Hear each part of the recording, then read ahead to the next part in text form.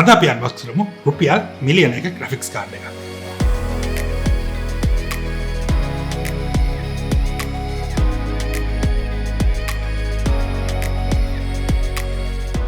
අද අපි එන හැමෝම එකතු කරගන්නවා ටිකක් විශේෂ GLK tech video එකකට. මොකද අපි අද unbox කරන්න යන්නේ රුපියල් මිලියන එක graphics card එකක්. ඉතින් මේ graphics card එක open කරන්න කලින් ඔයගොල්ලන්ට මතක් කරන්න ඕනේ තාම GLK tech channel එකට subscribe කරන්න නැත්නම් දැන්ම යන subscribe කරන්න. ඒ වගේම තමයි bell icon එකත් ඔබන්න notifications වලට. ඉතින් අද අපලගේ තියෙන graphics card එක තමයි Gigabyte GeForce RTX 3090Ti Gaming OC graphics card එක.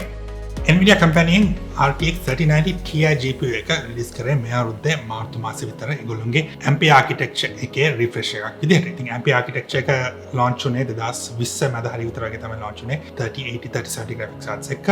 ඉතින් ඒකේ refresh එකක් විදිහට මීට කලින් ඇවිල්ලා තිබ්බා 3070 Ti 3080 Ti graphics cards. ඉතින් 3090 එකේ refresh එකක් විදිහට තමයි 3090 Ti graphics card එක රිලීස් වෙලා තියෙන්නේ. ඉතින් Ampere architecture එකේ අනිත් cards වල තියෙන ඔක්කොම features ටික මේ card එකෙත් බලා ගන්න පුළුවන්. Second generation RTX capabilities ඒ වගේම තමයි AI assisted DLSS super sampling ඒ වගේ දේවල් හැමදේම මේ කාඩ් එකේ තියෙනවා. ඉතින් එහෙනම් අපි බලමු අද අපේ ළඟ තියෙන Gigabyte කාඩ් එක ගැන. මේ කාඩ් එකේ Gigabyte ලගේ reinforced cooling solution එක තමයි තියෙන්නේ. triple fan cooler එක තමයි එන්නේ. ඒ වගේම OC edition එකක්. ඉතින් මේකේ base clock එක 1905 MHz තමයි තියෙන්නේ. 3090 Ti එකේ reference clock speed එක 1860. ඉතින් පොඩි 102-3ක පොඩි improvement එකක් තියෙනවා base clocks වල. ඒ වගේම තමයි මේ කාඩ් එක internationally ගොඩක් markets වල 4-year warranty එකක් ගන්න පුළුවන්. unfortunately ලංකාවට ඒ facility එක නැහැ. 3-year warranty එකක් තමයි මේ කාඩ් එකේ ලංකාවේ ගන්න පුළුවන්. අනිත් features ටික Nvidia Ampere architecture එකේ features ටික තියෙනවා. Ampere ray tracing DLSS මම ඉස්සෙල්ලා කියපු main features ටික. ඒ වගේම තමයි පිටිපස්සේ අපිට බලා ගන්න පුළුවන් මේ කාඩ් එකේ triple fan cooling solution එක දාලා තියෙනවා. backplate එක දාලා තියෙනවා. GPU vapor chamber cooler එකක් තමයි තියෙන්නේ. increase cooling වලට bonus කියලා GPU holder එකක් දාලා තියෙනවා. ඒ වගේම තමයි fans වල double ball bearing කියලා දාලා තියෙනවා. spec එක ගැන box එක නම් වැඩි detail එකක් නැහැ. ඉතින් ඔයගොල්ලන්ට spec එක අපි දාලා තියෙනවා. ඔයගොල්ලෝ බලා ගන්න පුළුවන් කාඩ් එකේ details ටික ඔක්කොම. එහෙනම් අපි කාඩ් එක ඕපන් කරලා බලමු. box එකේ උඩින්ම documentation පොඩි folder එකක් තියෙනවා. මේක ඇතුලේ තියෙනවා quick guide එකක් තියෙනවා. ඒ වගේම තමයි graphics card holder එක පාවිච්චි කරන්න ඕනේ කොහොමද කියලා තියෙනවා. 4-year warranty registration එක සහ membership එක ගැන තියෙනවා. මේක unfortunately මම කිව්වා වගේ මේ market එකට Gigabyte company එකෙන් available කරලා නැහැ.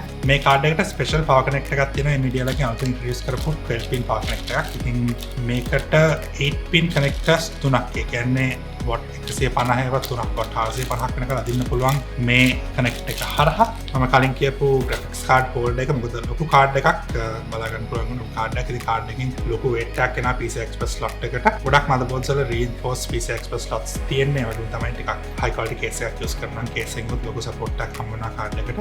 ඒකත් මදි කියලා හිතනවා නම් card එක පොඩ්ඩක් sag වෙනවා වගේ නම් අපිට මේකත් assemble කරලා stand එකක් විදිහට පාවිච්චි කරන්න පුළුවන්.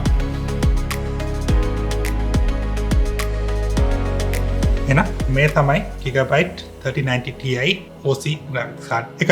ඉතින් පළවෙනි දේ තමයි notice වෙන්නේ පොඩි card එකක් නෙවෙයි flagship card එක. ඉතින් පොඩි card එකක් වෙන්න බෑ. ඉතින් අතේ size එකත් එක්ක බලලා ඔයගොල්ලෝ බලා ගන්න පුළුවන් සාමාන්‍ය අඟල් 2.5කට කිට්ටු වෙන්න width එකක් තියෙනවා. ඉතින් triple slot card එකක්. මේකත් එක්ක තව card එකක් ගන්න fit කරන්න බෑ. අනිවාර්යෙන් මේකත් එක්ක පල්ලෙහා තියෙන slots දෙකක්ම block වෙනවා මේක හයි කරාම. මුලින්ම ඉස්සරහින් බලා ගන්න පුළුවන් ගොඩට triple fan reinforced cooling solution එක. ඒ වගේම තමයි plastic shroud එකක් තමයි තියෙන්නේ ඉස්සරහ.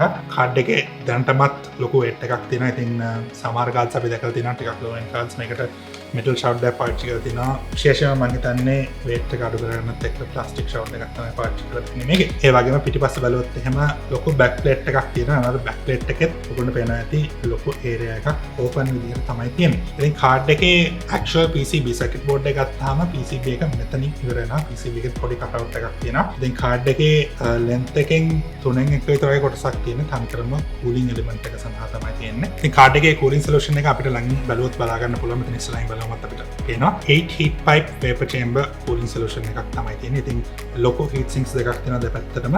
මේ ඔක්කොම connect කරලා තියෙන්නේ මැද heat pipe සතක් එක්ක පොඩි vapor chamber එකක් තමයි connect කරලා තියෙන්නේ. ඒක තමයි GPU එකේ තියෙන heat එක ඔක්කොම එළියට ඇදලා ගන්න. ඒ vapor chamber එක හරහා තමයි මේ heat pipes හරහා. ඉතින් මේ වගේ ලොකු cooling solution එකක් ඕනේ. මොකද මේ card එක ගොඩක් power hungry card එකක්. සාමාන්‍යයෙන් max load max boost එකෙන් දුවද්දි watt 400කට හදින්න පුළුවන්. ඉතින් ඒ වගේ ලොකු power එකක් තියෙද්දි ලොකු heat එකක් generate වෙනවා. ඒ heat එක GPU එකෙන් හොඳට එලියට ගත්ත නැති වුණොත් එහෙම performance වලට effect වෙන්න පුළුවන්. ඒ වගේම තමයි lifetime එකට effect වෙන්න පුළුවන්. ඉතින් මේ කාඩ් එකේ ඒකට ගැලපෙන්න ඉතාමත්ම හොඳ high end cooling solution එකක් include කරලා තියෙනවා. connectivity අතින් ගත්තොත් එහෙම standard ගොඩක් graphics cards වල අපිට බලා ගන්න පුළුවන් connectivity තමයි තියෙන්නේ. ඉතින් මෙතන display ports තුනක් තියෙනවා. ඒ තමයි HDMI port එකක් include කරලා තියෙනවා. ඉතින් මේක මේගොල්ලන්ගේ marketing වල කියලා තියෙන්නේ 8K වලට capable card එකක් කියලා.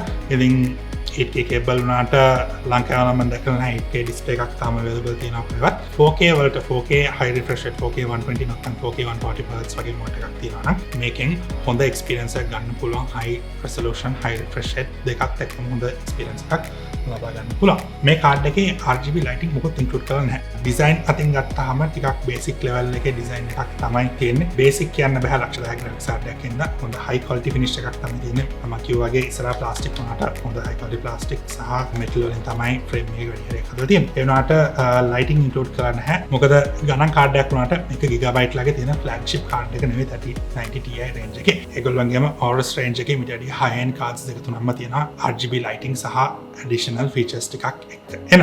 ඉතින් ඒ වගේ කාඩ් එකකට ගියාම performance setting ඇත්තටම ලොකු වෙනසක් බලා ගන්න බෑ මේ වගේ කාඩ් එකක් සහ Aorus high end කාඩ් එකක් අතර. විශේෂයෙන්ම looks RGB lighting සහ display එකක් තියෙනවා. temperatures වගේ දේවල් බලා ගන්න. ඉතින් ඒ වගේ cosmetic දේවල් අතින් තමයි difference එකක් තියෙන්නේ. විශේෂයෙන්ම performance අතින් ලොකු වෙනසක් නැහැ. multi card setup එකකට යන්න ඕන නම් cards connect කරගන්න මෙතන connect එකක් තියෙනවා. PCB එකේ cover කරලා තමයි තියෙන්නේ. ඔයගොල්ලෝගේ PC එකට connect වෙන්නේ ඕනම graphics card එකක් විදිහට PCI Express 16 slot එකකින්. විශේෂ features දෙකක් තියෙනවා මේ කාඩ් එකේ. කියන්න ඕනේ එකක් තමයි මම කලින්ත් පෙන්නපු මේ කාඩ් එකේ තියෙනවා 12 pin power connector එකක්. ඉතින් මේ power connector එක රෙඩි කරලා තියෙන්නේ up to 450 watts එකක් අදින්න පුළුවන් single connector එකකින්. ඉතින් මේ power connector එක තියෙන power supply එකක් තියෙනවා නම් උන්ට අලුත්ම power supply එකක් වෙනවා. මොකද මේ connector එක ඇත්තටම 3090 කාඩ් එකේ තමයි ඉස්සෙල්ලාම introduce කරේ. ඉතින් ගොඩක් power supply වල මේ connector එකක් නැහැ. ඒකට compensate කරන්න box එකේ include කරලා තියෙනවා මම පෙන්නවා වගේ 3 8 pins into 1 connector එකක් include කරලා තියෙනවා. cable management අතින් කාඩ් එක high කරාට පස්සේ ඒ connector එක use කරනවා නම් මෙතෙන්ට cables තුනක් එනවා. ඉතින් පොඩ්ඩක් cable management කරලා system එක ලස්සන කරගන්න ටිකක් අමාරු වෙනවා ඒ connector එක කොට පස්සේ. අනිත් feature එක තමයි මේ කාඩ් එකේ BIOS switch එකක් තියෙනවා. ලේසියෙන්ම BIOS modes දෙකක් අතර switch කරන්න පුළුවන්. ඉතින් මේ කාඩ් එකේ BIOS දෙකක් preload කරලා තියෙනවා. එකක් තමයි overclocking version එක highest performance ගන්න. අනිත් එක තමයි silent mode එකක් load කරලා තියෙනවා. මොකද මේ වගේ high power draw කාඩ් එකක් high heat එකක් output කරන fans තුනක් තියෙනවා. ඉතින් high performance mode එක හැමතිස්සෙම දිවුවොත් එහෙම කාඩ් එක සද්ද ගොඩක් ඇහෙන්න පුළුවන්. ඉතින් games play කරන්න නැති වෙලාවට BIOS එක switch කරලා silent mode එකේ use කරන්න පුළුවන් ලොකු interference එකක් නැති වෙන්න. ඉතින් ඔයගොල්ලන්ට Nvidia release කරලා තියෙන fastest gaming graphics card එක ගන්න පුළුවන් නම් ඔන්න දැන් ලංකාවේ ගන්න chance එකක් ලැබිලා තියෙනවා. ඉතින් මේ graphics card එක අද අපිට unbox කරන්න දුන්නේ Redline Technologies ආයතනේ. ඉතින් ඔයගොල්ලන්ට ඒගොල්ලොන්ගෙන් මේ card එක දැන් ready ගන්න පුළුවන් රුපියල් 9,99,990කට. ඉතින් මම description එකේ link එකක් දාලා තියෙනවා ඔයගොල්ලන්ට මේ graphics card එක ගන්න. ඒ වගේම තමයි Gigabyte full graphics card range එක, motherboard range එක, storage, power supplies, casings හැමදේම ඔයගොල්ලන්ට Redline Technologies එකෙන් ගන්න පුළුවන්. ඒ වගේම තමයි මේ items ඔක්කොම online purchase කරලා ඔයගොල්ලන්ගේ ගෙදරටම ගෙන්න ගන්න පුළුවන්. ඉතින් යන කලින් ඔයගොල්ලන්ට ආයෙත් සරක් මතක් කරනවා GLK Tech channel එකට තාම subscribe කරලා නැත්නම් දැන් යන subscribe කරන්න. ඒ වගේම තමයි bell icon එකත් on notifications වලට. මේ වීඩියෝ එක enjoy කරන්න නම් like කරන්න අමතක කරන්න එපා. ඒ වගේම ඔයගොල්ලන්ගේ අනුත් එක්කත් share කරන්න අමතක කරන්න එපා. මේ graphics card එක වගේම තවත් graphics cards ගැන ඔයගොල්ලන්ට ඕනම දෙයක් දැනගන්න ඕන නම් comment එකක් දාන්න අමතක කරන්න එපා. ඒ පුළුවන් විදිහට දෙන්න. එහෙනම් තව දවසක මේ වගේ interesting වීඩියෝ එකක් එක්ක